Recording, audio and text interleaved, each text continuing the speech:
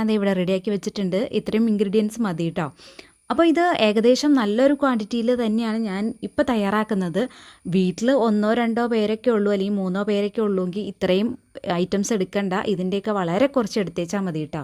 1/2 cup carrot grate ചെയ്തതാണ് എടുത്തിട്ടുള്ളത്, 1/2 cup cabbage great ചെയ്തതും, 1/2 കപ്പ് തക്കാളി ഗ്രേറ്റ് ചെയ്തതും, അതുപോലെ തന്നെ 1/2 കപ്പ് ക്യാപ്സിക്കം ഗ്രേറ്റ് ചെയ്തതാണ് ഞാൻ എടുത്തേക്കണേ കേട്ടോ, വെജിറ്റബിൾസ് ആയിട്ട്.